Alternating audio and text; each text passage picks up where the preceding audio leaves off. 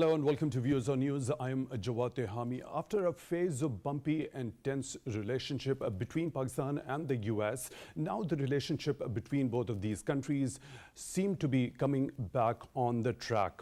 The recent high-level interactions between the top officials of the two countries clearly depict a thaw in the relationship between the US and Pakistan. Prime Minister Shehbaz Sharif, during the United Nations General Assembly reception, had a brief interaction with the US President, Mr. Joe Biden. And Mr. Joe Biden, during his UNGA address, also pledged to help Pakistan to mitigate the impacts of the recent devastation that has been caused by the floods. And also, Foreign Minister Mr. Bilawal Bhutto Zardari had productive interactions with the Secretary of State, Mr. Antony Blinken. Later on, we saw Chief of Army Staff General Qamar Javed Bajwa had a week-long visit to the US. Over there, he was accompanied by a high-level delegation and had very important and significant meetings with the top officials of the US administration, including the US Defense Secretary, Mr. Lloyd Austin. And now there are certain statements coming from the US State Department. US State Department spokesperson Mr. Ned Price has said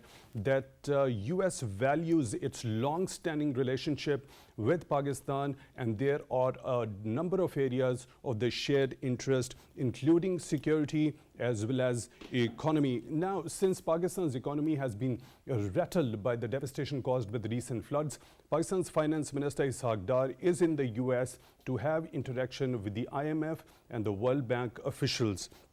Now, since the US has pledged that it will help Pakistan in mitigating the effects of the climate change, so it would be significant to see how the US and Pakistan can cooperate, especially when it comes to climate change as well as its impact on Pakistan's economy, and how to stabilize Pakistan's economy, and how both the countries can cooperate in security and defense domains also. So to talk more about this, we are honored to have been joined in the studio by Dr. Amna Mehmood, who is expert foreign affairs.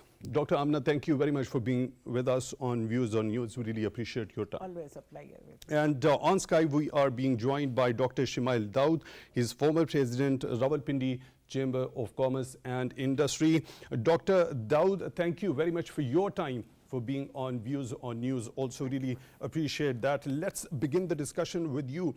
Dr. Amna, how positive do you think US authorities are after recent high-level interactions between the US and Pakistani authorities? So the kind of statements that we are now getting from the US side. Jawad, it's very encouraging and it's very positive. And as you just mentioned that Mr. Biden met with the Pakistani Prime Minister, though it was a UN meeting, but it was good to have a sideline meeting with a number of other world leaders, especially Mr. Biden there. And a stagnation or a slow moving process was there, and Pakistan-US relations remained strained in the last 2 years especially. There may be a number of reasons for that. Certainly Afghanistan was one of the factors. But it's good to continue bilateral relations at the bilateral level. And as Pakistani side was struggling for, at the same time, you see that in US response is very positive. And now the statements coming, as you mentioned, Mr. Ned gave a very positive statement that he is very much ready and he would appreciate Pakistani democratically elected government to negotiate with. And that is a positive sign in a sense that people who depict that mostly US interact with military governments and they are more comfortable there. This statement is good for Pakistanis who were pessimist about US-Pakistan relations during democratic period.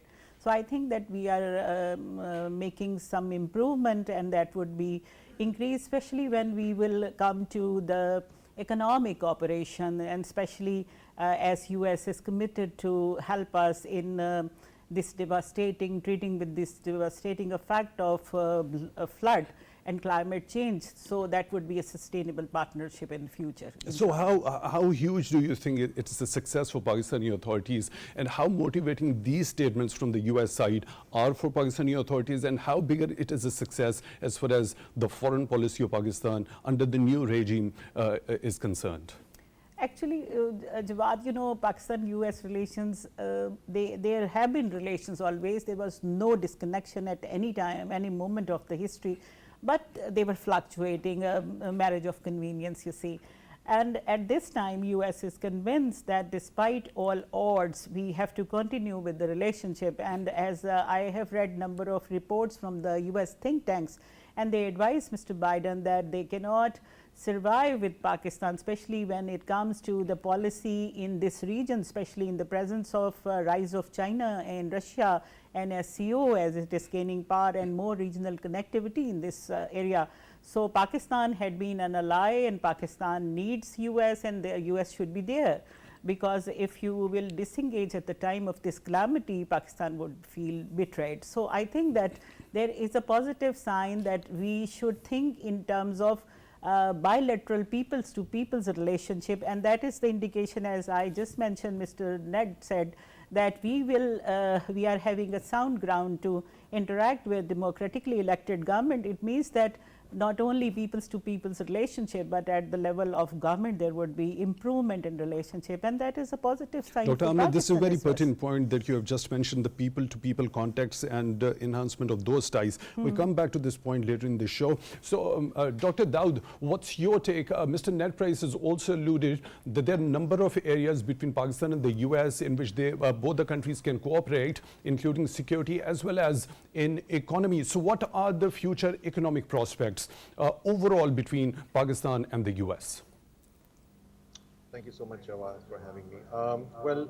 I think it's definitely, as Dr. Amna was saying, good news in the sense that there was a delay in the engagement between the two countries, at least what we saw publicly.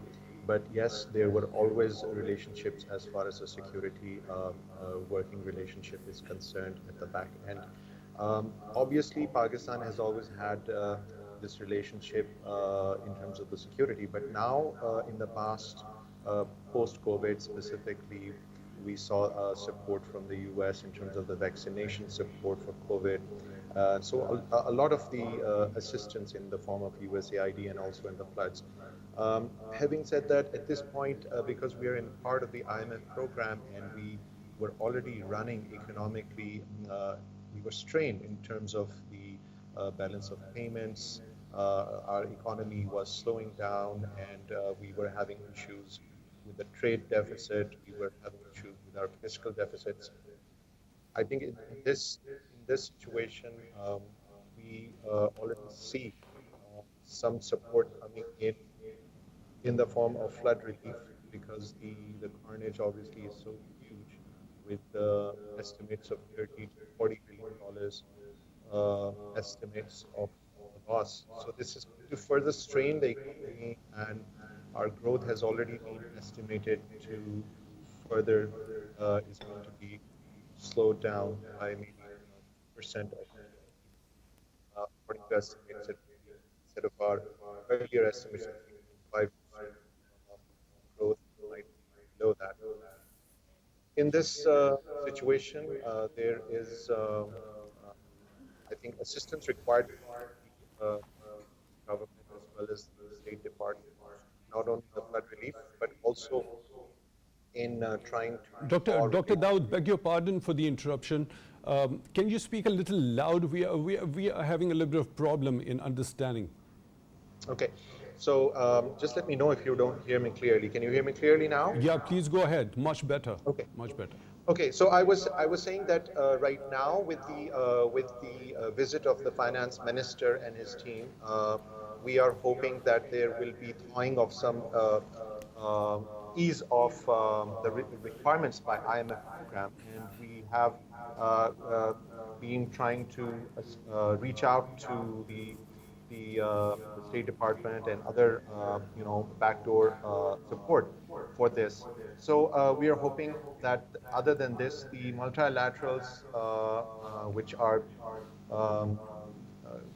planning to or giving their assistance, so Asian Development Bank, as well as the World Bank, as well as the IMF itself, and the you can say rescheduling of the debt with the Paris Club. So all of these are some of the discussion points, and we hope that the US government, with this re-engagement, will definitely play its role in helping us come out of this difficult situation where the economic situation has been impounded and compounded by the floods and the carnage of the floods. Dr. Daud, when we talk about Finance Minister's current visit, he's in the US to have discussions with the officials of the IMF and the World Bank. What do you expect out of these meetings?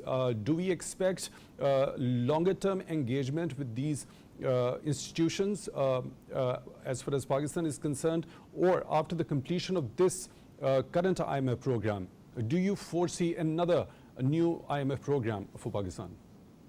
Well, it's still early to say, but the way the situation is, and the world economic outlook is also now being subdued, and there is you can say there is talk about a possible recession even. I think there is a possibility that that is going to impact our exports as well in future. Though slowing down of the world economic outlook can also have a positive role as far as our expenses are concerned in imports on energy. But other than that, yes, we hope that this discussion can lead to ease of the IMF program at this stage, because we still are within the existing program, which is 7 billion, and we're hoping that right now the PDL and other energy costs, which were increasing the inflation for the common people. At this point, the finance minister and the new team has started to give or pass some, you can say, breathing space in terms of the costs of fuel, as well as we saw that there has been a downward trend or an improvement of the US dollar versus the Pak rupee. So all of these are positive signs. However, the monetary policy at this stage stays at the same as of last few days. So I think in future we might see, because world over there is an expectation that there might be, you can say, loosening of the monetary policy, because there is an instance of stagflation also going along, other than the inflation itself. And we have to understand that in Pakistan, the inflation is not only due to the typical interest or the interbank borrowing, but it is due to the energy costs and rising energy of electricity and all those sorts of costs. So Dr. Daud, how do you think, when it comes to dealing with the institutions like IMF and the World Bank, how after the world has been sensitized, and since the US has also pledged to help Pakistan out in mitigating the impacts of climate change and the recent devastation caused by the floods, how can it have an influence on the IMF and the World Bank so that Pakistan's negotiations become easy and there happens to be a revival of Pakistan's economic outlook? I think, Jawad, what we have to understand, and I think already there is understanding because of the recent visits of various dignitaries to look at the flood carnage from the UN, other UN ambassadors, as well as other celebrities have also come across and seen for themselves firsthand the loss that we have seen. I think at this stage, we have a very strong case that this fallout in terms of the floods and the impact of this global warming, it's a global phenomena, and Pakistan is suffering due to the the large developed polluters, and we hope that the G20, and obviously there is a conference coming up as well, quite in the next few weeks. So we hope that all of this will result in softening up and opening up a new channel and channelizing the funds, because Pakistan is, in addition to its own economic situation, is paying the price of global warming, which is a global phenomena, and for which all the G20 countries need to come up with the $100 billion that they have they've promised, and that money needs to be channelized for support and overcoming the loss that we are bearing or will be bearing. The brunt will be seen in the coming year. Right, Dr. Daud, before I move to Dr. Amna, so very briefly, kindly, do you foresee, as United Nations Secretary General said, that Pakistan is not only drowning in the floodwater but also in debt? So it is because of the wrongdoings of the industrialized nations. So a sort of reparation should be paid towards Pakistan. It's not the matter of generosity, rather it is the matter of justice. So Exactly. do you think the G20 countries are going to give a heed to this particular call by the UN Secretary General? Well, I think we need to push the case, and as we see it across the world, other countries are starting to also have similar outbursts in terms of the weather. I think everyone, all the developing countries that are being impacted, need to build this case, and Pakistan definitely has the case where 30 to 40 billion dollars of loss and 33 million people being impacted, 1/3 of the country being underwater. I think it's just a huge, and despite the world helping, the US helping, so many other countries helping, the help and aid is still a drop in an ocean, in the sense that this is the level of you can say destruction, and the support required is huge. So I think I am hopeful that the minister's visit will definitely result in bearing some positive news for Pakistan's present situation. Right. Dr. Daud and Dr. Amna, before I come to you, we are joined by another participant in the show, Mr. Kamran Yousaf, who is a senior journalist. Mr. Kamran Yousaf, thank you very much for joining on Views on News today. So when we talk about Pakistan and the US relations, so there is clearly a thaw in the relationship between Pakistan, especially it turns sour after the withdrawal of the foreign forces from Afghanistan and the takeover of Afghanistan by the Taliban.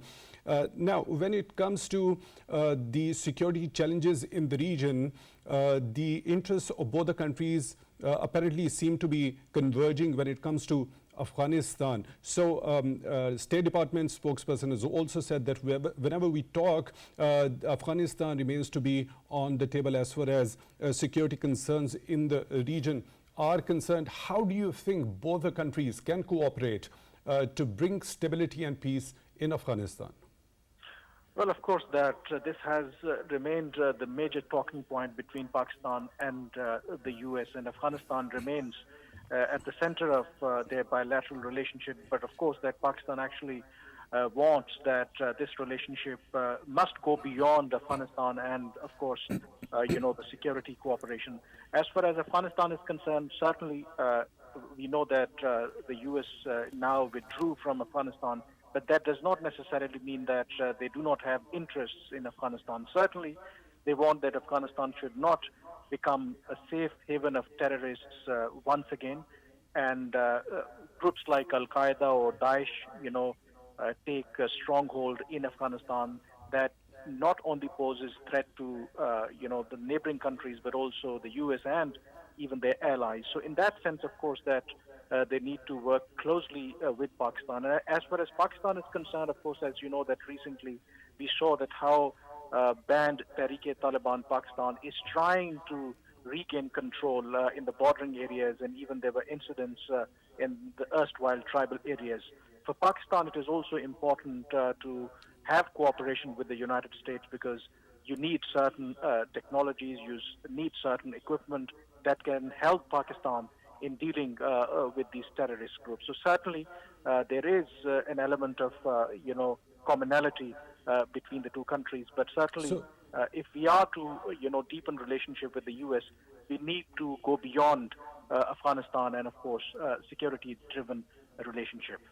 So, Mr. Yousaf, when specifically talking about the transnational terrorist outfits, they are gaining ground over there, and they might regroup because of the vacuum and the kind of dire economic and humanitarian situation Afghanistan is faced with.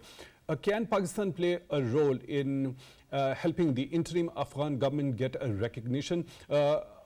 Point number two is that since Pakistan has been sensitizing the entire international community that this dire situation could have a spillover effect on the neighboring countries, especially in this particular region.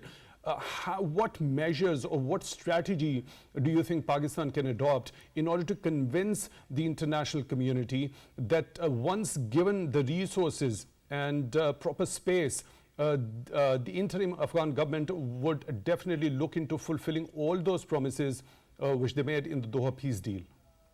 Well, as far as recognition is concerned, it is very clear that unlike in the late 90s when first Afghan Taliban emerged and Pakistan was among only 3 countries that recognized the Taliban rule, this time around it is very clear that Pakistan is not going to take a solo flight. Whenever time comes for recognition, I think Pakistan either will evolve consensus at the regional level or go with the international community. And that is why you see that Pakistan is not recognizing the Taliban. And it is also, Pakistan is also using this as a leverage over the Taliban, because remember, it is not just the US and other countries that they have concerns over the presence of certain terrorist groups. Pakistan also has their own concerns with regard to the banned TTP and their affiliates. So, of course, that Pakistan will not recognize the Afghan Taliban before Afghan Taliban addressing all these concerns. But on the other hand, Pakistan also understands that Afghan Taliban are reality, and they control most parts of the country, and they are the de facto rulers. So we have no option but to work with them. But for that, of course, Pakistan is urging the international community to stay engaged with Afghanistan. But the question is, just mere engagement with the Afghan Taliban government can resolve the issues, because there are several problems that currently the people of Afghanistan are facing. Dire humanitarian situation, as you mentioned. Economy is not taking off because of the lack of recognition. So I think it is Pakistan also telling the Afghan Taliban that if they want international recognition, if they want economic assistance, they also need to fulfill the commitments that they made with the international community. Right. What about those assets which were frozen in the US? Prime Minister Shehbaz Sharif has made a call at the United Nations this time around that these funds should be unfrozen so that the dire economic and the humanitarian situation could be dealt with. Can Pakistan use this thaw in its relationship with the US to convince it to unfreeze those funds? I think Pakistan can, but I don't think so that US will take decision based on Pakistan's input. It is not just Pakistan. If you recall that even countries like China, Iran, Russia, and certain European countries are also taking the same position that Afghan Taliban should be given access to those frozen funds. And even the US and the Biden administration was holding negotiations with the Afghan Taliban before Ayman al-Zawahiri was found and killed in Kabul, and that was a major setback because that was the exact, the problem that the Afghan Taliban were facing. So the Biden administration facing a difficult choice. If they, allow Afghan Taliban to have access to those funds, then domestically he will be facing a lot of criticism that look that they were harboring, the most wanted man of the world, Ayman al-Zawahiri, and you were providing funds to the Afghan Taliban. And recently, that they have set up a certain fund being managed in Switzerland. So they are trying to find a middle ground on one hand to not allow Afghan Taliban to have access to those funds, but at the same time use those funds in a manner that can address the challenges, the economic challenges the people of Afghanistan are currently facing. But it's a difficult proposition. I don't think so that merely because of Pakistan that the US will make sure that those funds are available to the Afghan Taliban. I think the Afghan Taliban, to be very honest, will have to prove a lot when it comes to, fulfilling the commitments, whether, denying space to certain terrorist groups, and importantly, allowing girls to go to schools, universities, and colleges. Those because are there are new sanctions being imposed by the US on the interim Afghan government today. So, Mr. Yousaf, when we talk about Pakistan's cooperation with the US in the domains of security and defense. Now, there has been an approval of a deal for Pakistan for the maintenance of F-16 fleet worth $450 million. How crucial do you think it is for Pakistan in maintaining a kind of balance in the region? Also, how do you think this would lead into a more robust cooperation in these domains between the two countries in future? I think in some ways it's a big development, but on the other hand, it is not big development. Big development in the sense that since 2018, U.S. suspended all kind of economic and defense assistance and such sales to Pakistan. So in that context, certainly it's a major development that the Biden administration approved, the $450 million sale of F-16 equipment or maintenance.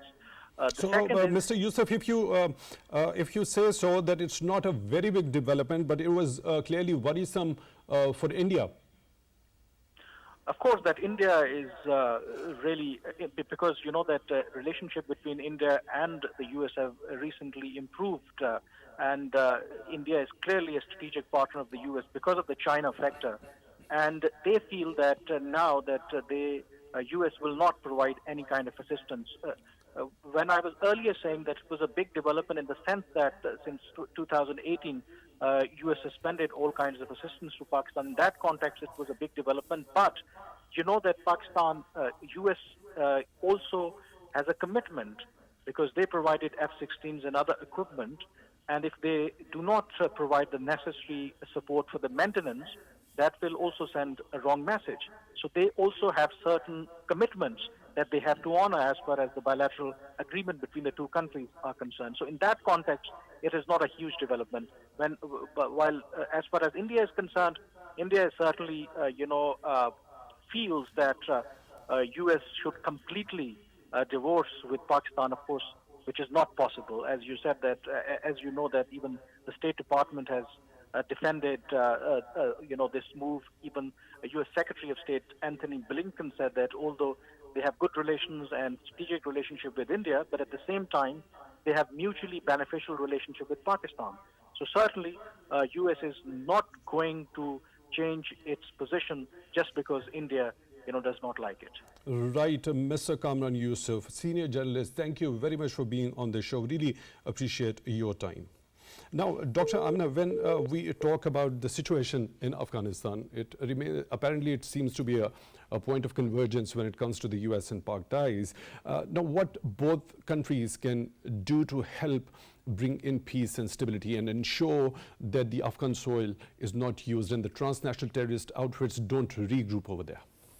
Jawad, it is more or less a business of Afghan Taliban themselves.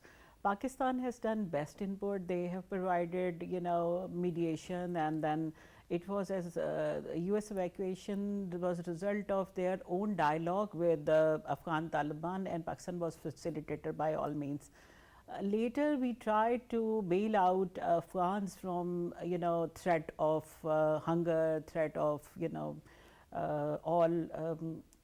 which they were facing because of having no money, and their funds, as you just mentioned, as analysts mentioned, that they were frozen with the Western world, and it was difficult to survive without that. And there is very harsh winter last year and now coming again. But at the same time, beg your pardon for the interjection, but at the same time, we see US hitting the Taliban with new sanctions because of their not fulfilling the promises they made in the Doha peace deal. Yeah, exactly. Actually, both parties have to come to another negotiation table to think, because some of the agreements clauses cannot be implemented without having money. And I think that one of the way to address terrorism is economic development. If you will provide good facilities of life, education, health at the doorstep, then nobody would go for terrorist activity. And if you want to address terrorism at the long-term basis, we have discussed number of times it before, that if US want to get Afghans out of this terrorist activities, they should provide sustainable development in Afghanistan. But unfortunately, US policymakers fail to understand that. They try to establish certain institutions, but those institutions like Afghan armies and police were not up to the mark, and they fail to address any situation amid their all efforts what they have done. So can Pakistan play a role in bringing both the parties back on the negotiation table once again? Pakistan is trying, that we are sitting on the table and we are trying to convince them that first you should recognize, because without recognizing, funds would not be released and Afghan government would not be able to fulfill their certain commitments which are attached with the economy and welfare of the people. Obviously, they are not able to open the schools because they are having no funds. They are not having, they cannot provide security to the people because they are having no money to give pays to police and security forces. So some compromise or some flexible attitude from both sides is required, and that is inevitable. Secondly, we were just discussing that Pakistan and US, they should think in terms of their bilateral relations. Obviously, Afghanistan is an issue, but we should detach ourselves from what India does with US and what India does with what US does with Afghanistan. That is a separate foreign policy issue. But right now we should focus on bilateral relationship, as we were just discussing that Boeing is bound to provide spare parts and maintenance activities. So how crucial is that deal, the approval of that deal? But all these policies are controlled by the government, and as US government imposed sanctions in 2018 on Pakistan, so it's a very positive sign that they have started at least maintenance activities. India is a bit disturbed, but they are making hue and cry despite the fact that they are having at very top level cooperation. They have entered into alliances and they are given more role in Indian Ocean, and now in American foreign policy, Indo-Pacific is used instead of Asia-Pacific. It means that in US policy, India is almost the whole Asia, which is not the fact, but they are giving that role, and obviously to balance China and rising role of Russia, and as they are trying to contain Russia in Ukraine, that is their different policy. We are having just our policy across our border, and we should concentrate on that. Right. Let's take Dr. Daud's view on this. When we talk about a foreign country freezing the assets of a certain country and not giving it a recognition, so what sort of a mechanism is in place if such type of funds are to be unfrozen? Well, I think it is having an impact on our economy, and we have recently seen that the speculation that was taking place in terms of the currency, a lot of the pressure on our currency exchange versus US dollar was also because of our neighbor. And the economic stability of the country obviously relies on releasing of those funds, and we have to understand that a lot of the energy, electricity being utilized in Afghanistan is also purchased across the border from the Central Asian countries, and they make payments for that. So as schools and other government functions are stagnating, that is causing definitely a problem. And we already are seeing an insurgence, and there might be elements of some economic downturn that is playing that role, that we are seeing that upsurge of the Taliban element rising with their relationships extending across.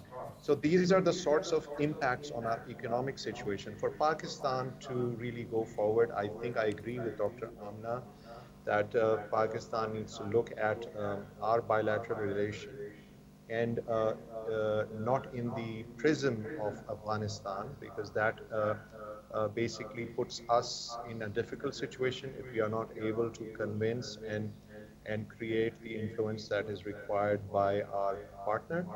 Dr. We Dr. also- Daud, beg your pardon for the interruption, but Pakistani authorities over the number of years has been categorically saying that a peaceful and a stable Afghanistan is crucial for peaceful and stable Pakistan and the entire region as well. So that kind of an impact, as you have just already mentioned, and the kind of spillover effect and the impact on economy, as we saw huge losses to Pakistan's economy when Pakistan became the front line ally in the war on terror as well. So the direct impact is direct Jawad, on Pakistan's economy also. I want to mention here that right now the relationship, which is re-engagement of our security relationship, which you mentioned about the spare parts of the planes, etc., is also in the prism of India's relationship with Russia in the situation of Ukraine war, and India has maintained that it needs to maintain its relationship with Russia despite some pressures from the US government. So Pakistan obviously is starting to understand that despite its very deep relationship with China, it needs to have balanced relationships with other global powers, and America being one of the important ones. We need to have our own bilateral relation. And in the context of the global warming, I think the US can play a role in the G20 states, and we must engage in that sense, and that would help us to come out of our quagmire in terms of the overburden because of the floods. Right, Dr. Daud, when we talk about this statement by Mr. Ned Price, there is another mention of people-to-people contacts between Pakistan and the US. So they happen to be of utmost importance. How these can be enhanced after this thaw in the relationship, and specifically when we talk about enhancing the ties between the traders and the business community of the two countries. Look, Pakistan still has maintained, despite the different, you can say, government-to-government relations. Pakistan's one of the biggest export partners is the U.S. market. So, enhancing that trade relationships and increasing the educational exchanges, the technical exchanges, the trainings, etc., will obviously build upon that. And obviously we have seen recently visits from the USAID, visits from other senior officials, meeting the Prime Minister, the government, even opposition. That definitely shows that there is an element of re-engagement and understanding that Pakistan is an important ally in South Asia, despite giving India a major role in the new balancing act in Indo, instead of Asia, the Indo relationship with US. But Pakistan maintains its importance, and I think that this people-to-people relationship will definitely help in overcoming the confusion and the chaos that was created due to the political situation, and people were confused. I think this. So, Dr. Daud, what areas, specific particular sectors would you like to mention in which Pakistan and the US can enhance their trade volume particularly, and what can be done in order to increase the foreign direct investment into Pakistan to give stabilization to economy here? Well, I think we already enjoy maximum in terms of the textiles, generally speaking, and specifically for the US market. So maintaining that and developing that, we have in the past had extra advantage in the European due to the EU GSP plus status. But I think maintaining a similar status or trying to maintain similar access to markets will go a long way. But other than that, exports of commodities, rice, other finished products, surgical items, building upon that. And one of the rising sectors, obviously, is the IT services and export of IT-related softwares, etc. So I think building upon that, other than the student exchange. Right. So what can be done in order to invite foreign direct investment in Pakistan? I think right now, having basically, we understand that within the CPAC, we have started creating special economic zones. These pockets where we are providing better infrastructure, we are developing better infrastructure and access. So providing this and bringing obviously Gwadar in that sense and opening up those opportunities other than the existing opportunities. So technology transfer is the way to go, and enhancement of our existing infrastructure in terms of industrial output. I think that is the sort of thing. But having trade conferences, business opportunity conferences through chambers of commerce, through the Federation Chambers of Commerce, and through the Foreign Office, etc., will go a long way. And bringing, obviously, there are a lot of already companies that are of US origin, and they're already present in Pakistan. They're, despite the downturn, are doing well. So all of those success stories will help in bringing that foreign direct investment in Pakistan. Right, Dr. Amna, your last brief take regarding this, how to invite foreign direct investment, because foreign direct investment plays a crucial role in the economic outlook of the country, especially from the US. Two things. One, that we should make our country a safe place for investment. And for that purpose, we should implement the plans we made for non-conventional security and inland security and our social action program, and that should be implemented in letter and spirit. Secondly, we should make investment friendly policies in two ways. One, that there should be a sustainable policy of the government, and with the government change, economic policy should not be changed altogether. So capitalist should feel himself safe here in Pakistan while investing. Secondly, we should start and we should concentrate to create one window action, so foreign investor would be comfortable to deal with us instead of going to number of offices. That is talked about, that is talked oftenly, but is not implemented. And as Dr. mentioned, that we should concentrate on people's to people's relationship. With Americans, the only way to interact is their interaction. And since we don't have much to export, as Dr. Daud just mentioned, that we are almost availing the whole quota. But what is left are the services. Right, your point is well taken. Unfortunately, we're short of time and we have to end the show over here. Dr. Amna Mehmood, expert foreign affairs, thank you very much for joining in the studio. And Dr. Shimail Daud, former president of Rawalpindi Chamber of Commerce and Industry, thank you very much for your time on Views on News also. So since there is a thaw in the relations between Pakistan and the US, there are a number of areas of cooperation between Pakistan and the US, particularly when we talk about the economic cooperation and the enhancement of the trade volume and inviting the foreign direct investment in Pakistan. As Dr. Amna alluded to the fact that investor-friendly policies should be made and implemented in the country, and one window operation should be implemented, as well as the people-to-people contacts should be enhanced, and utmost efforts in this regard should be made. With this note, we come to the end of today's Views on News. Until the next episode, take good care of yourselves.